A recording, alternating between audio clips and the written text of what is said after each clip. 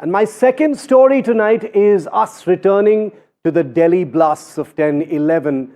Scary details have come forward, viewer, and I want to share some of that stuff with you. Words, code names used in the communications between the terrorists, Dr. Umar, Dr. Shaheen and others, have thrown up a really scary network of communications. These are terror words. It's almost a glossary. Imagine words like biryani, dawat, Dr. Shaheen referred to as Madam Surgeon. It's almost like a comic book, but this was actually real because, as you know, a terror attack actually did happen. But who is Madam X? What is Madam X? The chats of these terrorists are now in the hands of our agencies, and they're looking very closely at what some of these words may actually mean. A hidden code language and a terror network led by Madam Surgeon. Dr. Shaheen, the alleged handler in the Delhi blast case, was repeatedly referred to as Madam Surgeon by members of her network. Investigators have unearthed sensational details about the Doctors of Terror, the Jaish module. WhatsApp chats retrieved from her phone show a pattern of frequent calls and messages from two unknown numbers. Both identities are currently under investigation. Neither numbers carried a profile photo and were saved under the aliases Madam X and Madam Z. According to investigators, the messages appear to be written in a coded language. The word medicine surfaces multiple times, and agencies believe it may be a code word for explosives. One message from Madam X reads, "Medicine should not be lacking for the operation." Agencies say the word operation was likely used to refer to a planned terror attack. Another message sent by Madam Z instructed, "Madam Surgeon, please pay more attention to Operation Hamdard." Sources say Operation Hamdard was the internal codename for a recruitment drive, a push to enlist female operatives into the terror network. With each layer of coded communication now being decoded, agencies believe they are closing in on the deeper network behind the Delhi blast conspiracy. NDTV Bureau Report. So let me tell you the very latest as far as the investigation is concerned. The NIA, the National Investigation Agency, which has taken up the investigation, has arrested two more suspects. Bomber Umar's aide Amir has been now arrested by the NIA. That's him in that picture. The Hyundai i20 used in the Delhi blast was registered in Amir's name. It was in his name. The NIA says Amir has been involved in earlier terror activities as well. Amir helped Umar in apparently assembling the explosives and the nitrate materials.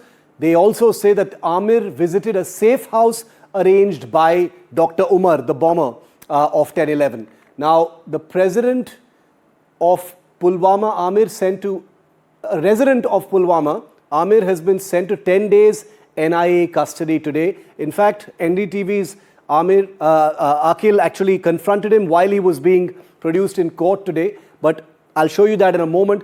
Jasir Bilal Wani, alias Danish, is the second person who's been arrested from Srinagar today. The NIA said that Wani modified drones and attempted to make rockets. So you can imagine they were using technology of that kind as well as part of their terror plans. Wani worked closely with bomber Umar. So these people have also been picked up now by the NIA. Now let's show you who all have been arrested so far. In Jammu and Kashmir so far, Arif, Yasir, Maqsood, Irfan, Zamir, Dr. Sajjad and Jasir Bilal Wani, as I just said, alias Danish, have been picked up. In Saharanpur in Uttar Pradesh earlier, Dr. Adil Radar, familiar face, one of the first people to be picked up. In Faridabad, Haryana, Dr. Muzammil Ahmed, Dr. Shaheen Shahid, Madam Surgeon, as she was referred to in communications. In Lucknow, Uttar Pradesh, Dr. Parvez. And in Delhi, Amir Rashid Ali, who was bomber Umar's aide. Now, the car used in the bombing traveled shockingly through many VIP zones of Delhi before the actual blast over the days. Kartavya Path, India Gate, Akbar Road, Lodhi Road. These are all some of the most protected parts of what we call Lutyens Delhi, where all the political leadership, etc. live. The car had actually been through all of these places. It's been pieced together through at least 40 different CCTV images. Take a look at this story.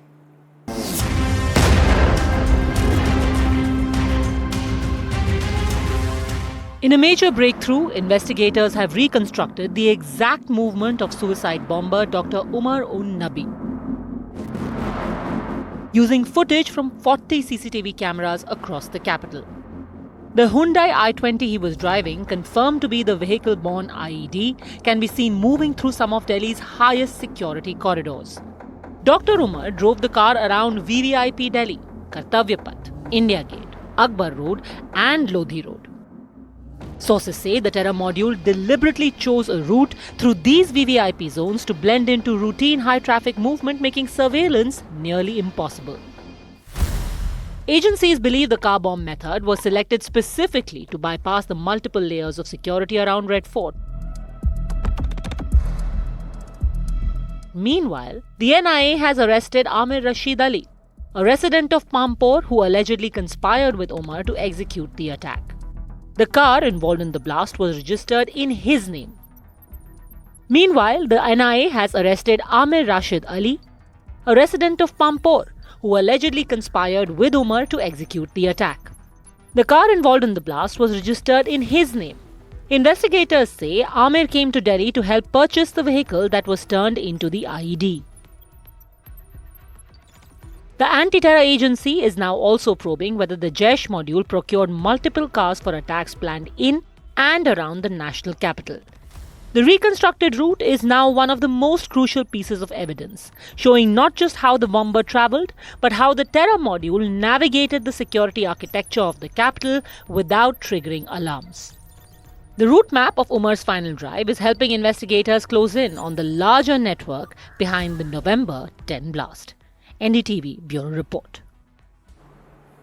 And joining me live are our frontline reporters who've been tracking every step of this unfolding drama and the investigation.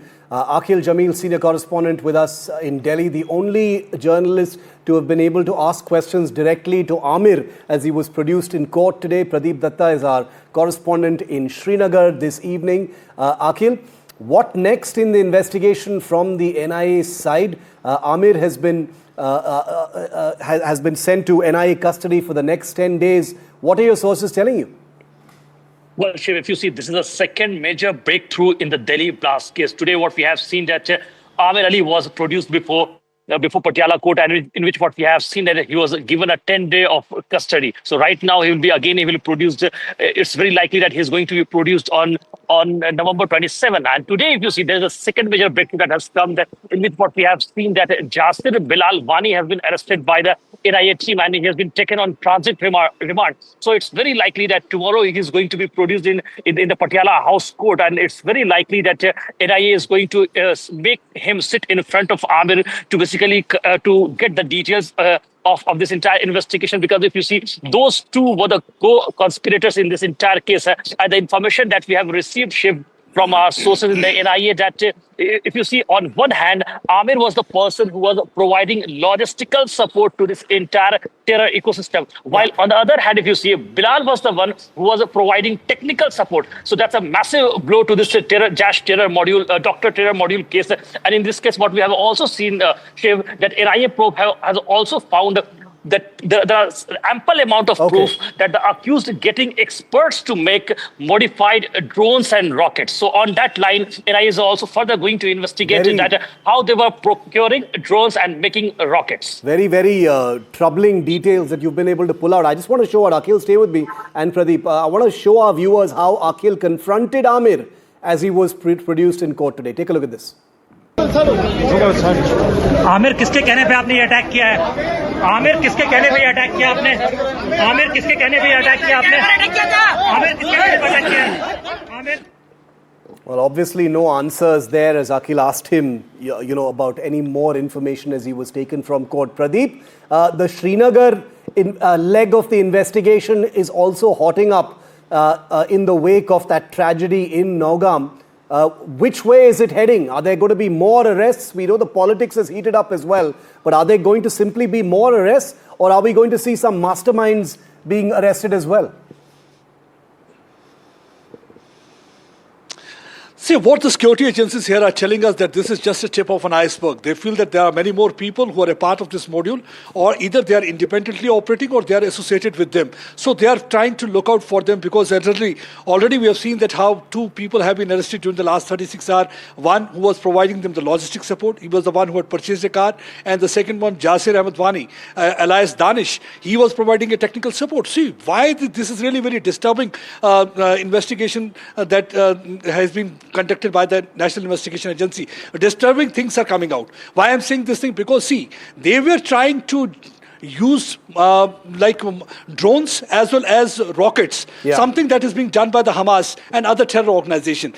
And the second thing is that so far as this investigation part is concerned, if you have to understand the anatomy of this terror organization, you have to look at how they had been using the terror dictionary, how they had been using the coded language, they had been using the word like specialist, they had been using the word like madam doctor, madam surgeon, eye surgeon, and even using the word like biryani. Biryani was the word that they had been using for explosive material, and they said that now the biryani is ready. Once they were able to collect the explosive material, they said now it is a time for dawat. That means they wanted to carry out explosion. So that clearly indicates that they wanted to checkmate security agency, one, and second, they wanted that nobody should get a whiff of what actually these people had been doing. So they were in touch with each other through Telegram. So there are more people what actually the intelligence agencies are looking for, because they feel these overgrown workers are the one who are providing oxygen to ecosystem of terror. So they have to dismantle that ecosystem. So everybody right now is walking in that direction. Let's see what really will come out. But yes, disturbing trends, disturbing revelations made by the investigation by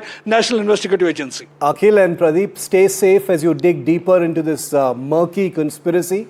NDTV is the only network, I always guarantee our viewers, not indulging in speculation or guesswork, only reporting the facts and reporting them responsibly, and we will continue to do that. Thank you very much for joining me tonight on India Matters. Now, the car blast at the Red Fort has turned the spotlight on 2 powerful chemicals, ammonium nitrate and TATP. No secret, you've been hearing about them.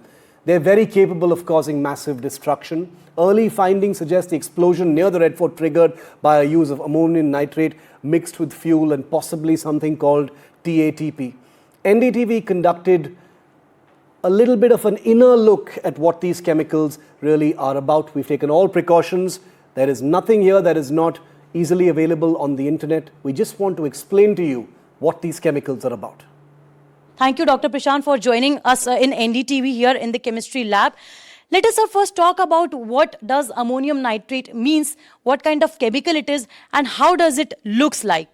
Ammonium nitrate, as recovered from the Farida in a large quantity, the ammonium nitrate is considered as a very explosive material, dangerous explosive material. And it looks, if you see in the real form, in the pure form, it looks like a white crystalline solid, or if it is the ultra pure form, that it may be the colorless. But here we have this ammonium nitrate, which is in the white crystalline form, so it is not completely pure, because it is supplied to the laboratory, not for any other purpose.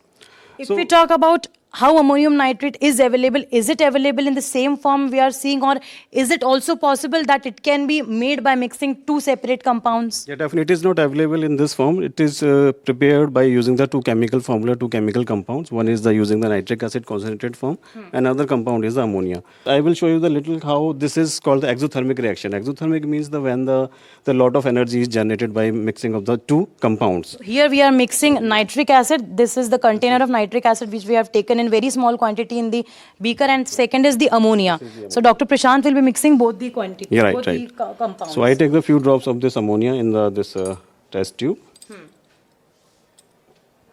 So this is, you can see the few drops of ammonia I have taken. So I have added the concentrated nitric acid. This is a highly dangerous material, and this is very corrosive. So always take a due precaution, and so that we have taken the due precaution so that the harms of the gases will not harm us. And that's why we are wearing glasses and taking all yes, definitely. If you see, so as I pour this drop-wise drop in the solution, the white vapors are coming out. So this is a great exothermic reaction which produces a lot of gases. So this is a very small quantity, you can see the gases are produced.